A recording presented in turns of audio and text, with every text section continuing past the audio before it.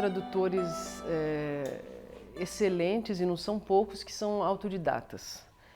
Eu acho que a formação do tradutor literário ela pode se dar das mais diversas formas, e nenhuma delas é garantia de qualidade, né? Eu também não acho que a educação formal seja uma garantia de qualidade. A diferença de uma formação acadêmica, por exemplo, ou de estudos teóricos e de um ensino sistematizado e de um aprendizado sistematizado da tradução, é que o tradutor ele vai ter mais uma reflexão mais elaborada sobre o próprio fazer tradutório, né? Muitos tradutores autodidatas não têm essa reflexão e também não fazem questão de ter, né? Isso não diz nada a respeito da qualidade do que eles fazem, mas não precisa ser assim. Você pode perfeitamente ter um discurso próprio acerca daquilo que você está fazendo. E eu acho que esse discurso, a criação desse discurso próprio sobre o seu processo tradutório só é possível quando você confronta outros discursos, né, e que você tem um conhecimento disso. Eu acho que isso é exatamente o que uma formação teórica proporciona, né? Inclusive para você poder se posicionar em relação a tudo que acontecerá com a sua tradução, em relação ao leitor, em relação ao crítico, em relação aos próprios editores, né? Você ter noção do que foi feito, porque não foi feita uma coisa intuitiva apenas, mas você tem como argumentar, né? Isso eu acho uma grande vantagem da educação formal. Eu acho que o principal critério pelo qual eu me norteio é o da diversidade. É claro que eu não está ao meu alcance definir o quão diverso claro, porque existem limitações de todas as espécies, mas a importância que eu vejo trata-se do Museu do Estado de São Paulo, Casa Guilherme de Almeida, cujo personagem central se consagrou pela sua excelência como tradutor literário. Então, em se tratando de um museu público dedicado à tradução literária, eu acho que nós temos a obrigação de mostrar para um público amplo, né? Primeiro, tornar acessível esse assunto a um público amplo, sem simplificar e sem reduzir a complexidade de uma arte como a tradução literária, e também mostrar quão rica é a tradição brasileira na tradução literária. Ou seja, nós temos uma história bastante rica de traduções, de reflexão sobre a tradução, e os estudos da tradução hoje em âmbito acadêmico, eles estão se desenvolvendo e crescendo e se ampliando de uma forma muito rápida.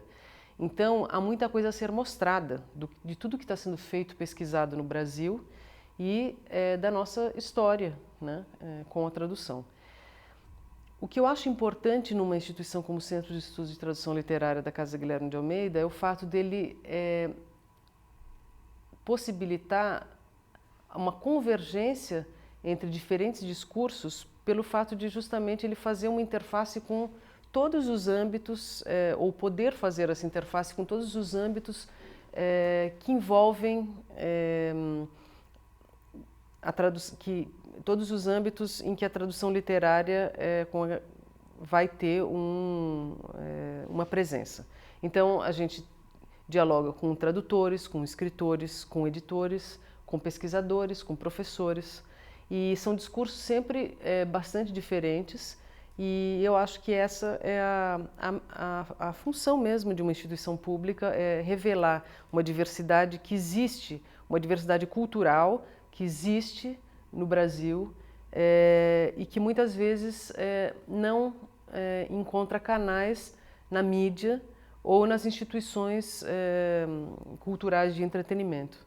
Então eu acho que é isso que é pelo menos o programa e o desejo, né? O objetivo do Transfusão, que já existe há 7 anos, intensificar durante um momento específico ainda mais essa convergência de discursos, esse encontro entre profissionais que trabalham de diversos lados com a tradução literária, e também poder chamar pessoas de fora do Brasil, de todo o Brasil, num momento,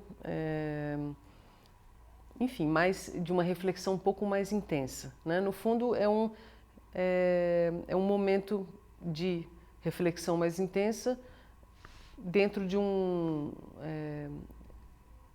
sobre questões específicas também, né? Porque as questões elas são delimitadas daí para cada encontro e a gente pode chamar diversos outros profissionais, a interface da tradução literária com outras áreas de saber, como foi o último, que foi a interface da tradução com a psicanálise, né? Então, e eu acho que esse tipo de atividade que tem, enfim, um apelo um pouco maior, pelo fato de trazer convidados de fora do Brasil, pelo fato de ter um nome que chama atenção, transfusão, é uma das palavras que Guilherme de Almeida usava para definir a tradução literária, para se referir à especificidade da tradução poética, principalmente, em relação àquilo que poderia se chamar tradução, que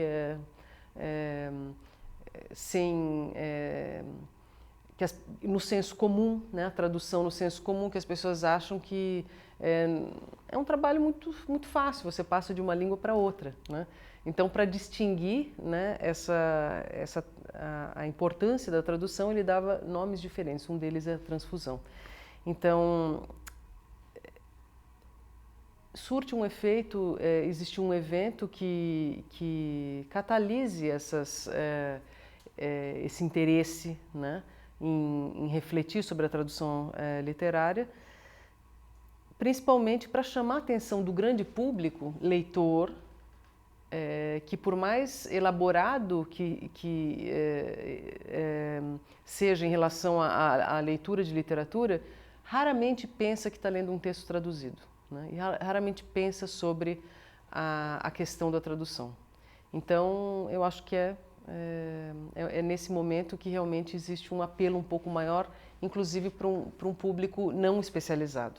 É absolutamente fundamental ver a tradução dentro de um trabalho de equipe. Quer dizer, existe o trabalho criativo propriamente dito, o trabalho que é um trabalho solitário, muitas vezes não, muitas vezes ele é feito com consulta já a uma rede de especialistas e de pessoas da área, né?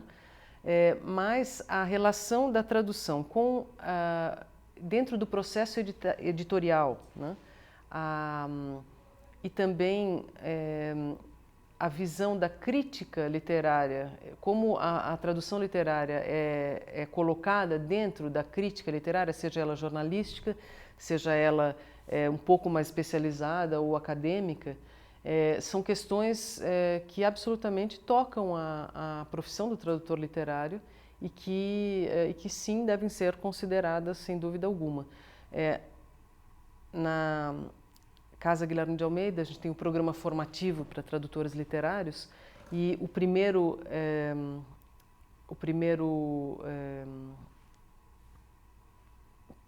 currículo que existe ele enfoca a tradução do texto.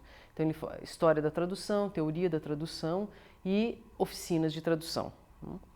E o que está sendo pensado é um segundo currículo, como se fosse uma continuidade desse curso, em que a ênfase seria justamente daí como editar, né,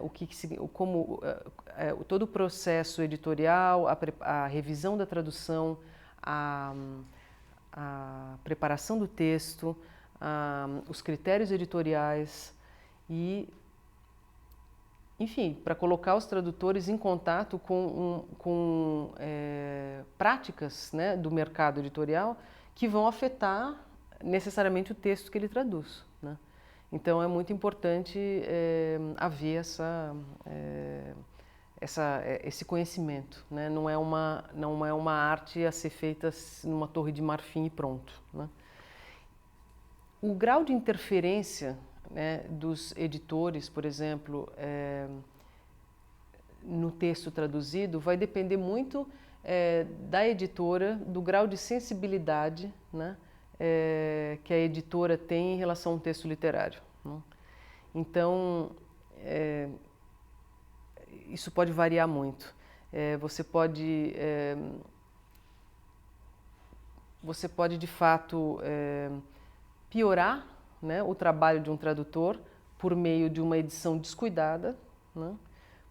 Uma edição que não foi revisada, uma edição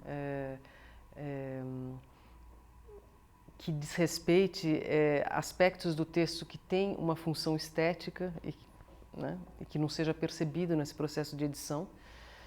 Assim como você pode melhorar muito, né, uma tradução literária no processo de edição. Então, isso vai depender muito da prática de cada editora. Geralmente são as editoras pequenas e médias que têm uma forma bastante artesanal de lidar com o texto, e daí se vêem resultados realmente incríveis, né, da tradução.